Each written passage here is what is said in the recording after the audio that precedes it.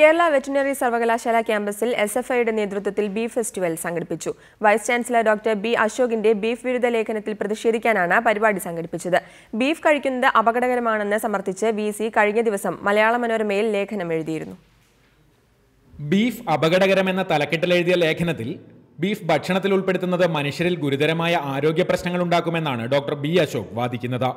ലേഖനം രാഷ്ട്രീയ ലാക്കോടെയാണെന്ന് ആരോപിച്ചാണ് SFIയുടെ നേതൃത്വത്തിൽ ക്യാമ്പസിൽ ബീഫ് ഫെസ്റ്റിവൽ സംഘടിപ്പിച്ചത്.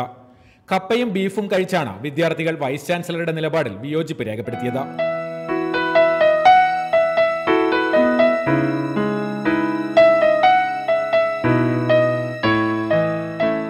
ഡോക്ടർ അശോകിന്റെ വാദങ്ങൾക്ക് യാതൊരു ശാസ്ത്രീയ അടിത്തറയുമില്ലെന്ന് വിദ്യാർത്ഥികളും അധ്യാപകരും പറയുന്നു. RSSനെ പ്രീണിപ്പിക്കുക എന്ന രാഷ്ട്രീയ ലക്ഷ്യത്തോടെയാണ് വൈസ് ചാൻസലർ ഇത്തരത്തിൽ ലേഖനം എഴുതിയതെന്നാണ് വിദ്യാർത്ഥികളുടെ ആരോപണം. എന്നാൽ യാതൊരു അടിസ്ഥാനവുമില്ലാതെ ഒരു RSS അനുകൂല നിലപാടാണ് സർവകലാശാല VC കൈക്കൊണ്ടിരിക്കുന്നത്. ഇത് തികച്ചും VC എന്ന പദവിയെ കളങ്കപ്പെടുത്തിക്കൊണ്ടുള്ള ഒരു നീക്കമാണ്. വെറ്ററിനറി സർവകലാശാലയിലെ അധ്യാപകരും കഴിഞ്ഞ ദിവസം VCയുടെ നിലപാടിനെതിരെ രംഗത്തെത്തിയിരുന്നു. മൃഗസംരക്ഷണവുമായി ബന്ധപ്പെട്ട നിരവധി ഗവേഷണങ്ങൾ നടക്കുന്ന സർവകലാശാലയുടെ തലപ്പത്തിരിക്കുന്നയാൾ നിരുത്തരവാദപരമായ ലേഖനം എഴുതിയത് ശരിയായില്ലെന്നാണ് അധ്യാപകരുടെ നിലപാട്.